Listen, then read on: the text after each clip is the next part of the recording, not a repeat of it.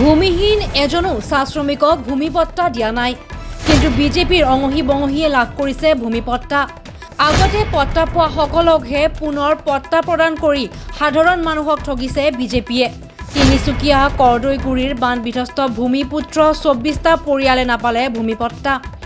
আগৰ ডিব্ৰুগড় লোকসভা সমষ্টিৰ প্ৰাৰ্থী ডিগবৈৰ সন্তান মনোজ ধানোৱাৰৰ এই মন্তব্য। মনোজ ধানোৱাৰে সংবাদমেল সম্বোধন কৰি প্ৰদান কৰিলে আৰু কেতবোৰ গুৰুত্বপূৰ্ণ মন্তব্য।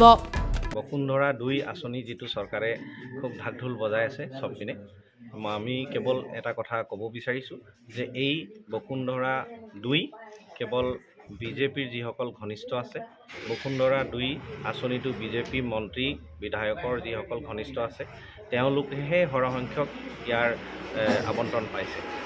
তাৰ বিপৰীতে ভুক্তভোগী ৰাইজ, ভূমিহীন ৰাইজ তেওঁলোকে কিন্তু এই আবণ্টনৰ পৰা বঞ্চিত হৈ আছে।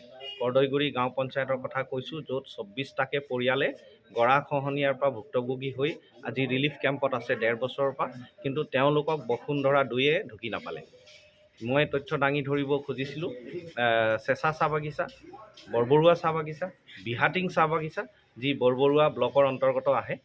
এই চাহ বাগিচা শ্ৰমিকসকলৰ স্থায়ী শ্ৰমিক এজনেও ভূমিপট্টাৰ আবণ্টন নাপালে। এওঁলোক অসমৰ ভূমিপুত্ৰ নহয় বুলি চৰকাৰে ক'ব বিচাৰিছে নেকি?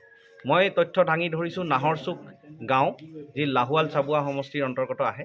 নাহৰচুক গাঁৱত ৩০জন ভূমিহীন আবেদনকাৰী আছিল।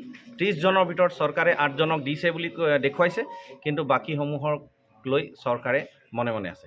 এইসকল লোক অসমৰ ভূমিপুত্ৰ নাছিল নেকি?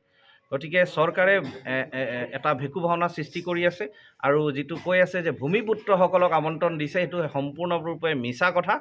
আৰু আমি চৰকাৰক জনাব খুজিছোঁ যে এনেধৰণৰ মিছা কথাৰ পৰা বিৰত থাকে যেন।